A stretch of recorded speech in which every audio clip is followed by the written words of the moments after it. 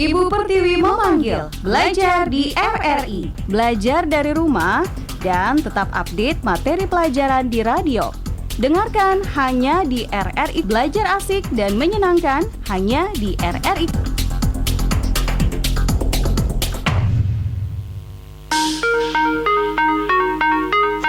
92,5 MHz RRI Radio Tangkap Bencana COVID-19.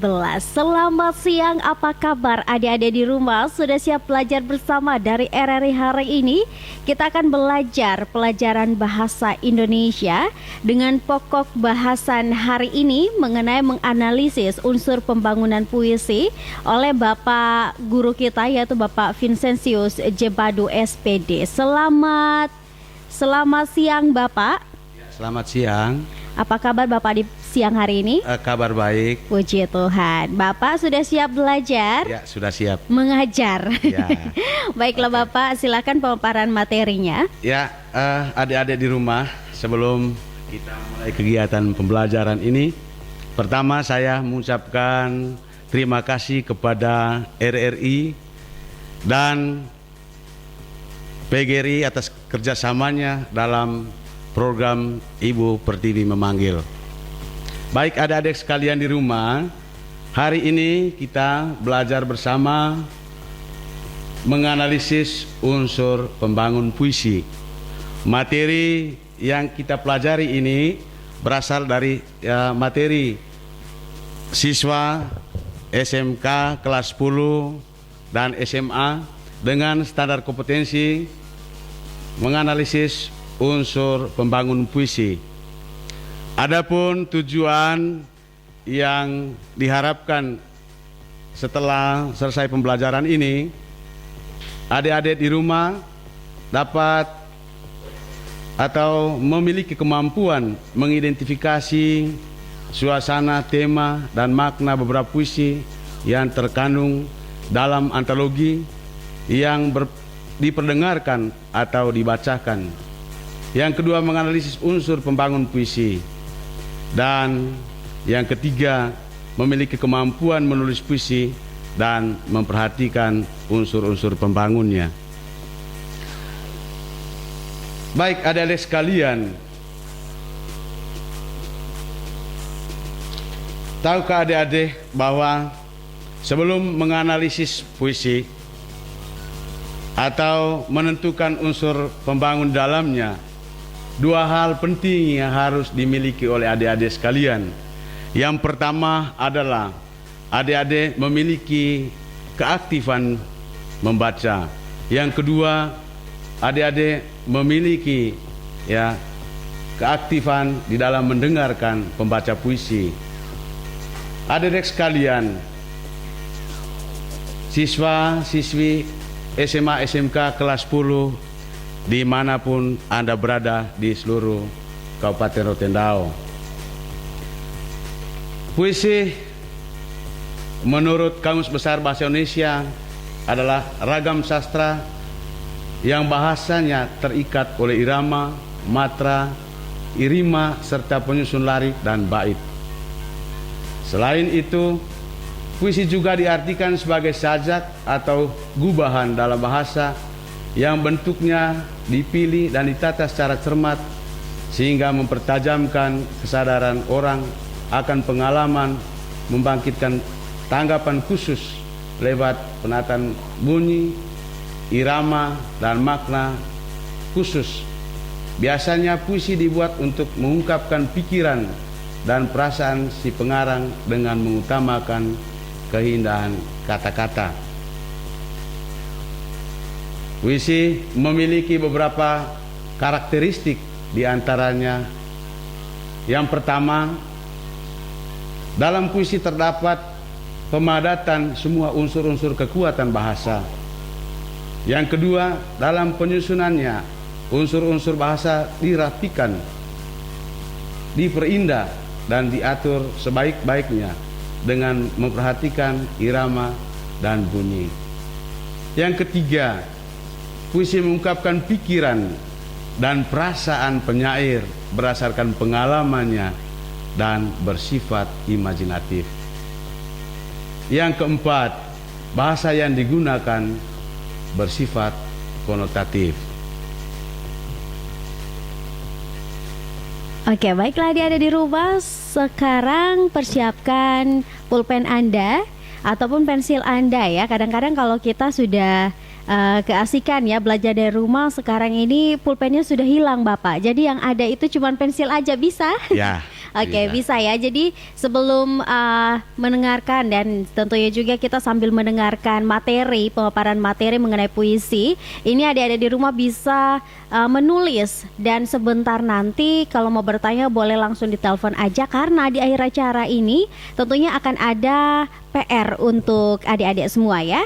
Baiklah, kita akan melanjutkan lagi acara yang satu ini, tentunya masih di acara kita Ibu Pertiwi Memanggil sampai di pukul 12 nanti. Dan tentunya juga kita akan belajar bersama lagi, tapi kita dengar.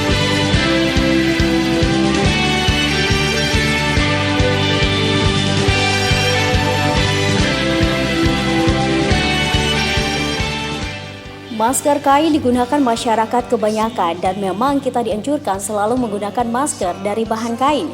Setelah digunakan, disarankan masker harus segera dicuci, dan cara mencuci masker kain yang benar adalah gunakan air mendidih 60-80 derajat Celcius agar lebih efektif membunuh kuman dan virus. Gunakan deterjen dan rendam beberapa saat, kucek dan bilas dengan air mengalir, keringkan di bawah sinar matahari dan setrika dengan suhu panas. Jagalah kesehatan, jaga keselamatan, bersama kita perangi COVID-19. Pesan ini disampaikan oleh Radio Republik Indonesia Rote bekerja sama dengan tim gugus tugas percepatan penanganan COVID-19 Kabupaten Rotendao. Di bawah langit yang sama kita bergandengan saling menjaga. Di atas bumi yang sama kita bergandengan saling menjaga.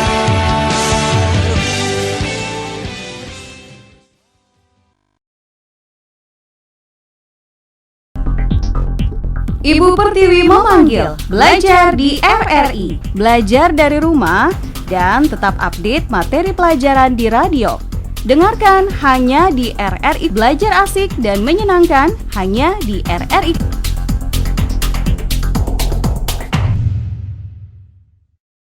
Oke, kembali lagi di acara Ibu Pertiwi Memanggil.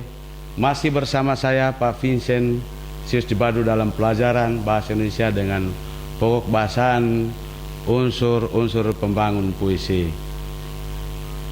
Baik adik-adik di rumah, setelah mengetahui karakteristik puisi di atas, dapat disimpulkan bahwa puisi dibangun oleh unsur-unsur puisi, yaitu unsur fisik dan unsur batin. Yang dimaksud dengan unsur fisik adalah unsur pembangun puisi yang dapat dikendali langsung oleh pembaca karena sifatnya yang tersurat. Unsur fisik pembangun puisi meliputi majas, irama, rima, kata-kata konotasi, kata-kata berlambang, dan kata-kata konkret. Sementara itu, yang dimaksud dengan unsur batin adalah unsur pembangun puisi yang tersembunyi di balik unsur-unsur fisik. Adapun yang termasuk dalam unsur batin puisi adalah tema, amanat, perasaan penyair, nada, atau sikap penyair terhadap pembacanya. Adik-adik sekalian di rumah, dengan demikian unsur-unsur pembangun dalam puisi adalah, yang pertama adalah majas. Majas merupakan salah satu unsur fisik pembangun dalam puisi yang sejatinya termasuk dalam gaya bahasa. Menurut Kamus Besar Bahasa Indonesia, yang dimaksud dengan majas atau disebut juga dengan kiasan adalah cara melukiskan suatu dengan jalan menyamakan dengan sesuatu yang lain. Para penyair banyak menggunakan majas dalam karya-karya puisinya, dikarenakan majas memiliki beberapa kelebihan, yaitu majas dapat memberikan kesenangan imajinatif. Yang kedua, majas memberikan imaji tambahan dalam puisi. Yang berikut, majas membuat sesuatu yang abstrak dalam puisi menjadi lebih konkret. Yang berikut, majas merupakan cara penyair mengekspresikan perasaan dan sikapnya. Melalui majas, makna yang akan disampaikan menjadi lebih terkonsentrasi. Melalui majas pula, sesuatu dapat disampaikan dengan tepat, dengan bahasa yang tersingkat. Terdapat macam-macam majas yang kerap digunakan dalam puisi, yaitu ada majas pertentangan, majas perulangan, dan majas pertautan. Majas perulangan, adik-adik sekalian, yang kerap digunakan dalam puisi diantaranya adalah majas repetisi. Adalah majas yang menggunakan kata, frasa atau klausa yang sama secara berulang. Contoh, kalau kau datang dan pergi, semaumu datang lagi, pergi lagi, datang lagi, pergi lagi. Yang berikut, majas aliterasi adalah majas yang mengulang konsonan pada awal kata secara beruntun. Contoh penggunaan majas dalam puisi, ya, dengan kata-kata, bukan beta bijak berperi. Yang kedua, ada majas pertentangan. Majas pertentangan yang kerap digunakan dalam puisi diantaranya ada ironi, hiperbola, litotes. Ya, adik-adik sekalian, majas ironi adalah majas yang digunakan untuk menyembunyikan fakta yang sebenarnya dengan tujuan memberikan sindiran. Contohnya, rumah ini rapi sekali hingga saya susah sekali untuk duduk. Yang berikut ada majas hiperbola, ya, majas yang digunakan untuk mengungkapkan suatu kenyataan secara berlebihan sehingga menjadi tidak masuk akal. Contoh, air matanya terkuras habis meratapi kepergian kekasihnya. Yang ketiga ada majas litotes, adalah majas yang digunakan untuk mengungkapkan sesuatu fakta dengan cara mengecilkan fakta tersebut dengan tujuan untuk merendahkan diri. Contoh, jika berkenan, mampirlah ke gubuk kami sebentar. Yang ketiga, majas pertautan. Macam-macam majas pertaut yang digunakan dalam puisi diantaranya ada eufemisme, adalah majas yang digunakan untuk mengungkapkan sesuatu secara lebih halus, menggantikan ungkapan yang dirasa cukup kasar, merugikan, dan menyinggung perasaan orang lain dan tidak menyenangkan. Contohnya, kata tunanetra merupakan bentuk halus dari buta. Yang berikut, majas sinekdok adalah majas yang menyebutkan nama keseluruhan sebagai pengganti nama bagian atau sebaliknya. Contohnya, kata-katanya menyakiti hatiku. Yang berikut, majas metanomia adalah majas yang menggunakan nama benda atau yang lainnya untuk menyatakan sesuatu yang berkaitan dengan benda-benda tersebut. Contohnya, peristiwa bangkrutnya Merpati menunjukkan buruknya manajemen perusahaan itu. Yang keempat adalah majas perbandingan. Macam-macam majas perbanding yang kerap digunakan dalam puisi, diantaranya ada majas metafora. Dalam majas perbandingan yang dilakukan untuk mengungkapkan sesuatu dengan cara membandingkan dua hal yang berbeda secara implisit. Contohnya, bunga desa itu telah pergi. Yang kedua, masih bagian dari majas perbandingan. Ada majas alegori, yaitu majas perbandingan yang dilakukan untuk menyatakan sesuatu dengan cara kiasan atau penggambaran. Contoh penggunaannya, hidup kita bagaikan rollercoaster, kadang naik, kadang turun. Yang keempat, ada majas personifikasi. Majas personifikasi adalah majas perbandingan yang menyemangatkan sifat-sifat manusia pada benda tak bernyawa atau ide yang abstrak. Umumnya majas jenis ini digunakan untuk memberikan gambaran serta citra yang konkret. Contohnya, daun-daun berisik ditiup angin. Yang berikut ada simil.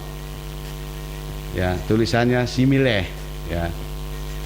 Majas perbandingan yang dilakukan untuk mengungkapkan sesuatu dengan cara membandingkannya dengan sesuatu yang lain yang dianggap sama secara eksplisit. Contohnya, wajahnya bersemu merah bagai buah delima. Baiklah, ada di rumah semuanya, kita akan kembali lagi untuk belajar bersama mengenai menganalisis mengenai puisi ya. Oleh karena itu, bagi Anda yang suka banget sama puisi, yang suka mengeluarkan kata-kata puitis, ini mari belajar bersama untuk memperdalam lagi ya. Dan kita akan kembali setelah lagu dari Al-Ghazali dengan Kesayangan, spesial untuk Anda.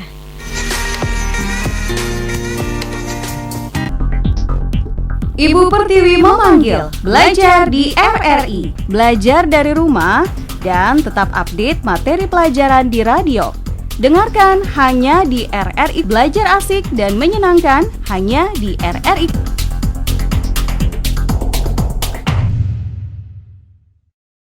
Lagi di acara Ibu Pertiwi memanggil, masih bersama saya Pak Vincentius Jebadu dalam pelajaran bahasa Indonesia dengan pokok bahasan menganalisis unsur pembangun puisi.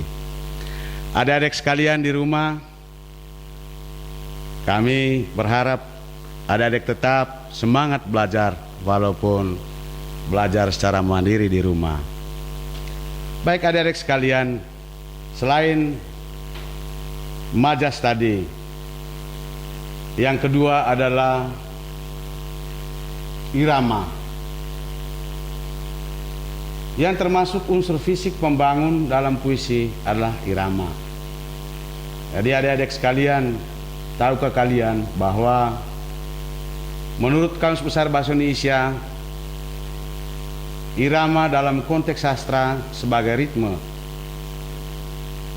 atau alunan yang tercipta oleh kalimat yang berimbang, saling bangun kalimat, dan panjang pendek serta kemerduan bunyi.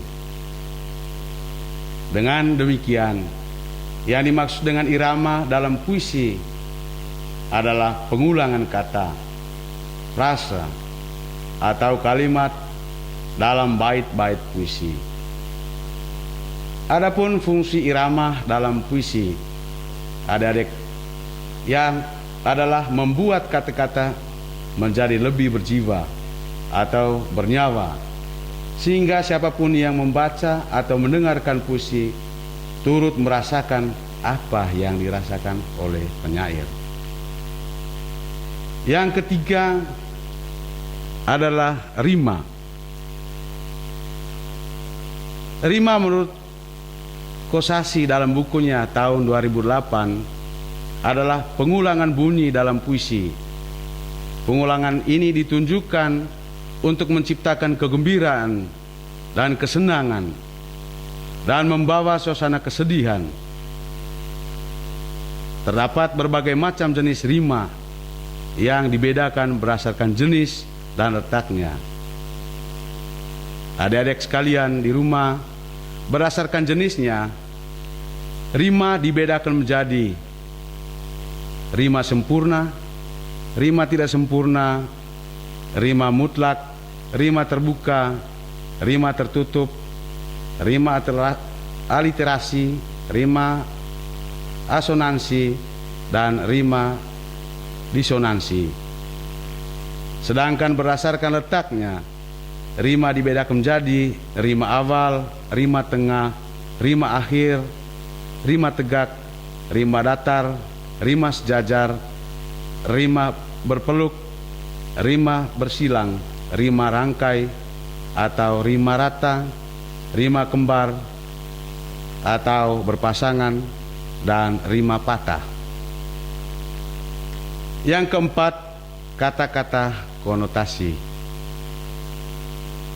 Jadi adik sekalian, kata konotasi adalah tautan pikiran yang menimbulkan nilai rasa pada seseorang ketika berhadapan dengan sebuah kata.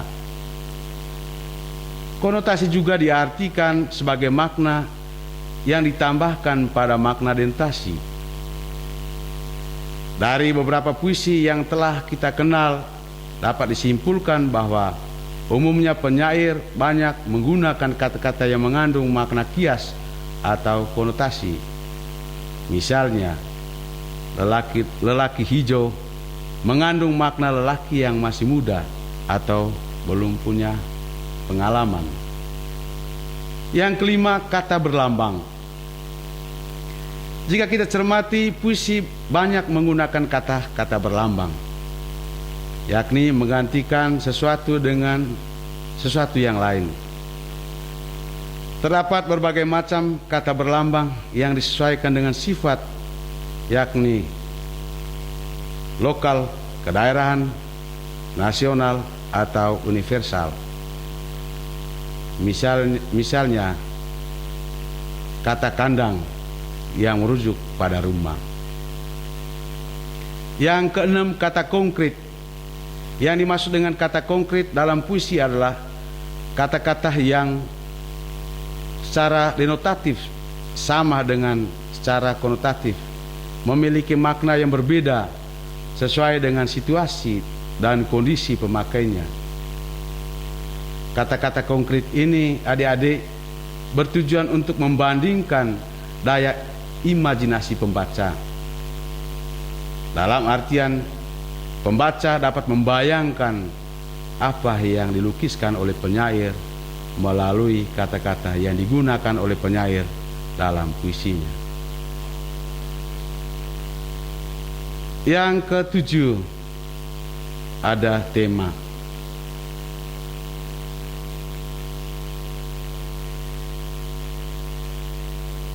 Tema merupakan pokok pikiran atau dasar cerita yang dipercakapkan, dipakai sebagai dasar mengarang dan mengubah sajak. Tema dalam puisi mengacu pada ide atau gagasan penyair yang dituangkan dalam puisinya. Terdapat berbagai jenis tema puisi seperti tema ketuhanan, ada tema kemanusiaan, ada tema patriotisme, ada tema kebangsaan, tema kedaulatan rakyat, dan tema keadilan sosial. Yang berikut, yang kedelapan, ada amanat. Amanat dalam puisi merupakan pesan moral yang disampaikan oleh penyair kepada pembaca atau pendengarnya. Yang kesembilan, perasaan. Perasaan merupakan salah satu unsur batin puisi yang merujuk pada perasaan penyair. Jadi adik-adik, Seorang penyair umumnya mengekspresikan apa yang dirasakannya melalui rangkaian kata-kata dalam puisinya.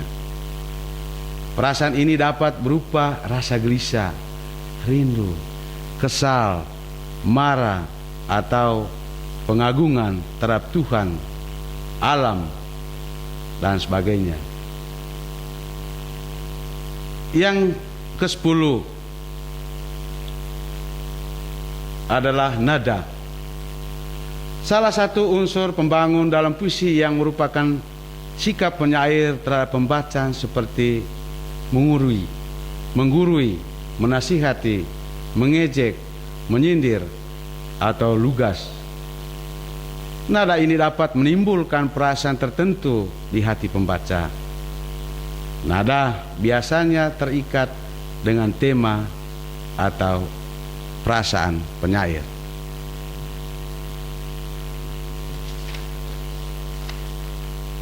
Sebelum kita lanjutkan belajarnya, kita dengarkan dulu lagu berikut ini. Indonesia,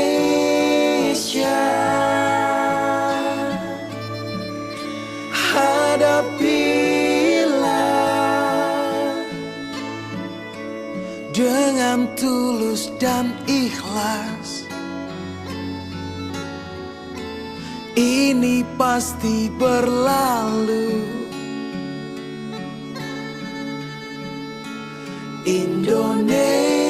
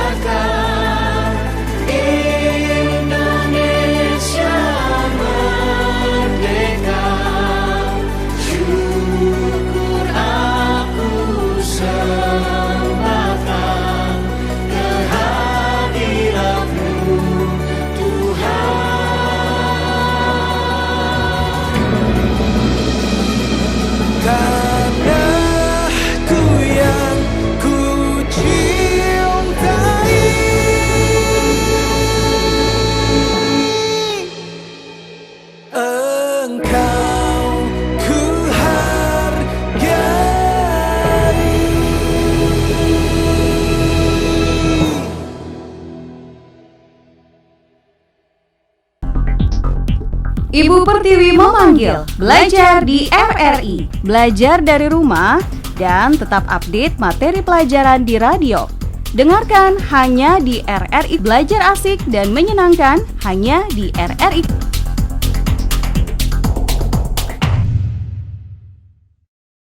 Oke, adik-adik sekalian di rumah masing-masing, kembali lagi di acara Ibu Pertiwi memanggil. Masih bersama saya Pak Vincent Siusjebado dalam pelajaran bahasa Indonesia. Baik adik-adik sekalian di rumah, setelah adik-adik mendengarkan tadi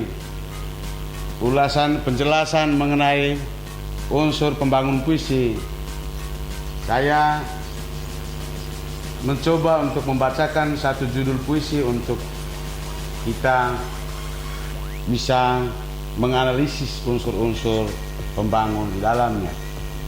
Puisi yang berjudul Hampa. Hampa. Ketika tembulan telah nampak, aku terdiam tanpa sebuah kata. Dengan tetesan air mata, aku teringat akan cintamu. Tak ada suara sedikit pun. Semuanya terdiam, membisu, sunyi ketika rembulan telah nampak.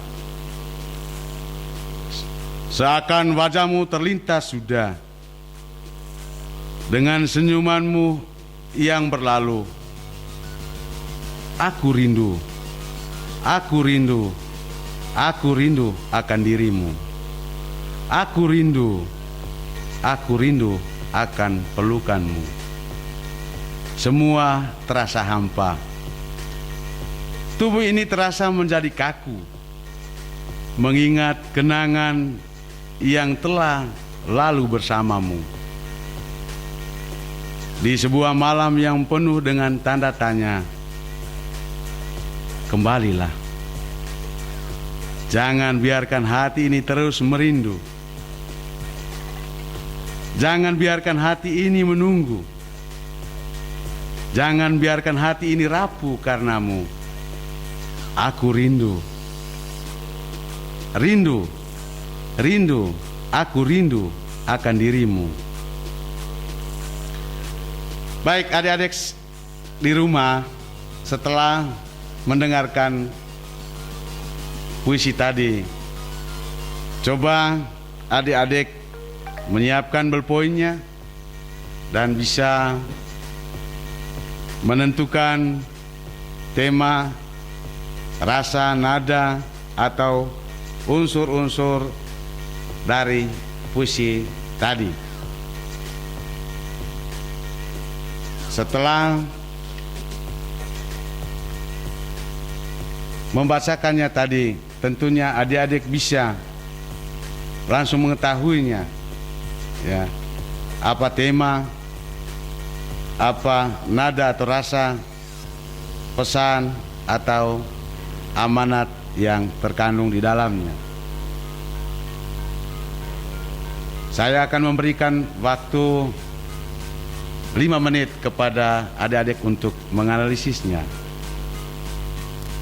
Sebelum kita melanjutkan belajarnya, kita mendengarkan dulu lagu berikut ini. Ibu Pertiwi memanggil. Belajar di RRI. Belajar dari rumah dan tetap update materi pelajaran di radio. Dengarkan hanya di RRI. Belajar asik dan menyenangkan hanya di RRI.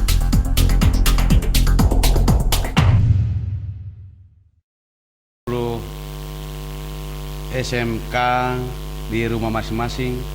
Kembali lagi di acara Ibu Pertiwi memanggil. Masih bersama saya Vincent Siusjebado dalam pelajaran bahasa Indonesia. Adik-adik di rumah sudah analisis contoh puisinya.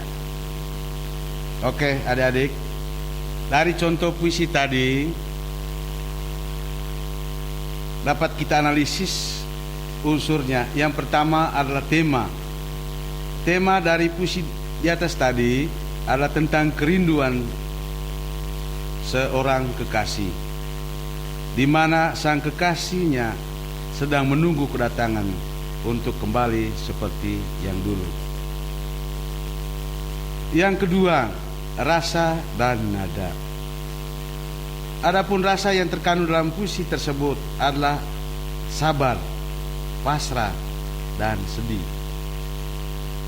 Sebab itu terlihat dari kata-kata dengan tetes air mata dan aku teringat akan dirimu. Lalu yang berikut pesan atau amanat. Pesan atau amanat yang terkandung dalam puisi tersebut tadi ditujukan untuk seorang kekasih yang sedang menjalin sebuah hubungan. Maksudnya adalah jangan pernah menyerah, jangan pernah putus asa, jangan pernah pergi jika tidak sanggup untuk kembali. Yang berikut rima atau persajakan.